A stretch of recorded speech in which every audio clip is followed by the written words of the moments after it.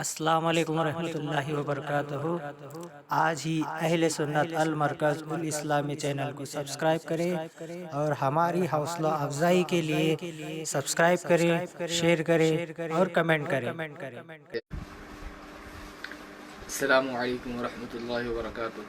بسم اللہ الرحمن الرحیم، الحمد للہ رب العالمین والعاقبۃ للمتقین والصلاة والسلام علی سید الانبیاء والمرسلین وعلی آلہ وصحبہ اجمعین، اما بعد، فقد قال اللہ تبارک وتعالی فی القرآن الکریم، اعوذ باللہ من الشیطان الرجیم، بسم اللہ الرحمن الرحیم، یا ایہا الذین آمنوا کتب علیکم الصیام کما کتب علی الذین من قبلکم لعلکم تتقون، صدق اللہ العلی العظیم وبلغنا رسولہ النبی الکریم ونحن علی ذلک لمن الشاہدین والشاکرین والحمد للہ رب العالمین۔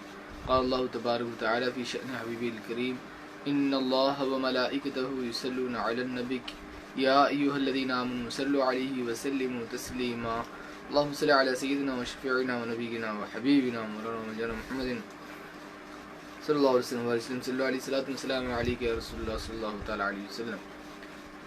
معزز ناظرین و سامعین، اللہ تبارک و تعالیٰ کا بے انتہا شکر احسان ہے کہ اللہ تبارک و تعالیٰ نے محض اپنے فضل و کرم سے اور حضور نبی اکرم صلی اللہ تعالیٰ علیہ وسلم کے صدقے ہم تمام کو ماہ رمضان مبارک کے 15ویں روزے کی سحری کی توفیق عطا فرمائی۔ اللہ تبارک و تعالیٰ سے دعا ہے کہ مولا تبارک و تعالیٰ ہم سبوں کے آج کے اس روزے کو اپنی بارگاہ میں قبول فرما اور ہم تمام کو آج کے اس روزے میں زیادہ سے زیادہ نیک اعمال کی توفیق عطا فرما، برائیوں سے گناہوں سے ہم تمام کی حفاظت فرما، آمین۔ اللہ تبارک و تعالیٰ قرآن پاک میں ارشاد فرماتا ہے کہ ایمان والو، تم پر رمضان کے روزے فرض قرار دیے گئے جیسا کہ تم سے اگلوں پر فرض تھے، تاکہ تم متقی اور پرہیزگار بن جاؤ۔ دوستو اور بزرگوں، تقوی اور طہارت کے لیے انسان کے اندر عجز و انکساری ضروری۔ جب تک انسان کے اندر نیاز مندی نہ ہو، جب تک انسان کے اندر محتاجگی نہ ہو، خدا کی بارگاہ میں جب تک محتاجگی کی صورت نظر نہ جائے، جب تک انسان میں نیاز مندی نہ ہو، وہ انسان تب تک متقی اور پرہیزگار بننا بہت زیادہ دشوار ہے۔ عاجزی و انکساری کے بعد ہی انسان متقی اور پرہیزگار بنتا ہے۔ عاجزی و انکساری ہی خدا کی بارگاہ میں بندے کو توبہ کرنے پر لا کھڑا کرتی ہے۔ بندہ جب اپنے اندر دیکھتا ہے کہ میں کسی طاقت کا نہیں ہوں، میں کسی قوت کا نہیں ہوں، میری طاقت و قوت کسی کام کی نہیں ہے، میں عاجز ہوں، میں بے بس ہوں، میں مجبور ہوں، میں محتاج ہوں، تو فوراً اللہ تبارک و تعالیٰ کی جانب بندہ اپنے آپ کو رجوع کراتا ہے، اپنے آپ کو پلٹاتا ہے، اپنے آپ کو لوٹانے کے بعد خدا کی بارگاہ سے اس بات کی امید رکھتا ہے کہ اللہ تبارک و تعالیٰ، میں جو کچھ کیا ہوں تو مجھے معاف فرما، کیونکہ میں اس کی سخت نہیں رکھتا، میں اس کی طاقت نہیں رکھتا کہ میں تیرے عذاب کو سہ سکوں۔ اے اللہ تو مجھے معاف فرما، یہ بندے کی صدا ہوا کرتی ہے، یہ بندے کی پکار ہوتی ہے۔ انسان میں جب تک عاجزی پیدا نہ ہو، وہ انسان کچھ کام کا نہیں ہے۔ حضرت ابراہیم بن ادھم رحمۃ اللہ تعالیٰ علیہ، آپ ایک مرتبہ 10 حج حضور صلی اللہ علیہ وسلم کی جانب سے کرتے ہیں۔ حضور صلی اللہ علیہ وسلم کی نیت سے آپ 10 حج ادا کرتے ہیں، اور پھر 10 حج 10 صحابہ، 10 مختلف صحابہ کے نام سے آپ 10 حج ادا کرتے ہیں۔ 10 حج حضور صلی اللہ علیہ وسلم کے نام اور 10 حج 10 صحابہ کے نام سے آپ ادا کرتے ہیں۔ آپ کے شاگرد جب اس بات کو دیکھتے ہیں، آپ کے مریدین و متقدین حضرت ابراہیم بن ادھم رحمۃ اللہ تعالیٰ علیہ سے پوچھتے ہیں، اے شیخ، یہ کیا بات ہے، آپ نے یہ کیا کیا؟ 10 حج آپ نے حضور پاک صلی اللہ علیہ وسلم کے نام سے کیا اور 10 حج دیگر صحابہ کے نام سے کیا آپ نے۔ فرض حج کے علاوہ آپ نے جو حج کیے وہ حضور پاک صلی اللہ علیہ وسلم کے نام سے 10 اور پھر 10 صحابہ کے نام سے 10 حج آپ نے کی۔ یہ کیا کیا آپ نے اپنے واسطے کوئی نفل باقی نہیں رکھا، آپ نے اپنے واسطے کوئی حج نفل باقی نہیں رکھا۔ حضرت ابراہیم بن ادھم رحمۃ اللہ تعالیٰ علیہ، آپ ارشاد فرماتے ہیں کہ میں نے یہ اس واسطے کیا ہے تاکہ میں طفیلی بن جاؤں، تاکہ میں صدقے والا بن جاؤں۔ آپ فرماتے ہیں اس واسطے کہ اللہ تبارک و تعالیٰ کو اس کا مہمان پسند ہوتا ہے۔ جب مہمان پیارا ہوتا ہے تو مہمان کے جو طفیلی ہوتے ہیں وہ بھی اللہ تبارک و تعالیٰ کو پیارے ہی ہوتے ہیں۔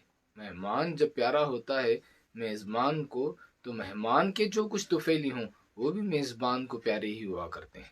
حضرت ابراہیم بن ادہم رحمۃ اللہ تعالیٰ علیہ آپ ارشاد فرماتے ہیں، یعنی دوستوں اور بزرگوں، اتنے بڑے بزرگ ہونے کے باوجود، اتنے بڑے مرتبے اور مقام پر فائز ہونے کے باوجود، انہوں نے اپنے عمل پر اکتفا نہیں کیا، انہوں نے اپنے عمل کو اپنے لیے راہ نجات نہیں سمجھا، انہوں نے اپنے عمل کو کسی مرتبے اور مقام میں نہیں دیکھا، انہوں نے اپنے عمل کو مجھے پار کرا دے، مجھے نجات دلا دے، یہ گمان ان کے اندر نہیں تھا، بلکہ وہ یہ سوچتے تھے کہ میں کہاں ہوں، خدا کی عبادت کہاں، میرا عمل کہاں، میں کہاں ہوں، میرا عمل، میں بہت دور کا فاصلہ ہے۔ حضرت ابراہیم بن ادہم رحمۃ اللہ تعالیٰ علیہ آپ سوچتے تھے۔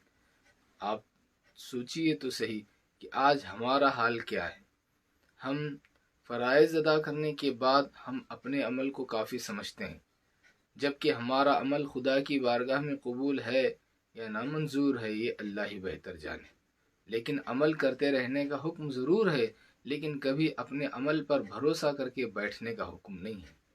اپنے عمل کو اکتفا کافی سمجھ کر، اپنے عمل ہی کو کافی سمجھ کر انسان بیٹھ جائے، وہ انسان ہرگز کامیاب نہیں ہو سکتا۔ جو انسان اللہ تبارک و تعالیٰ کے رحمت کی طرف توجہ کرے، خدا کی بارگاہ میں عجز و انکساری پیش کرے کہ خدایا میں عاجز ہوں، میں مجبور ہوں، میں بے کس ہوں، میں بے بس ہوں، اللہ تبارک و تعالیٰ تو ہی رحم فرما۔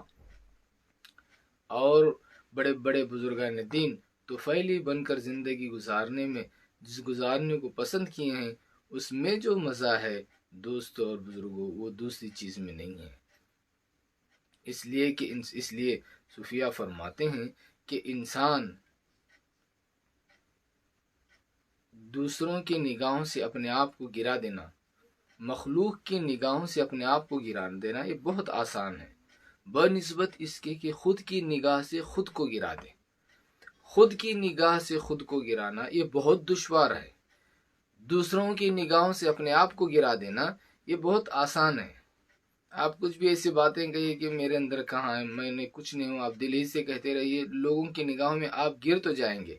دیکھو کتنا مجبور ہے، خود مجبور ہے۔ آپ لوگوں کی نگاہوں سے گرنا یہ بہت آسان ہے، لیکن خود کی نگاہ سے گرنا یہ بہت دشوار اور بہت مشکل ہے۔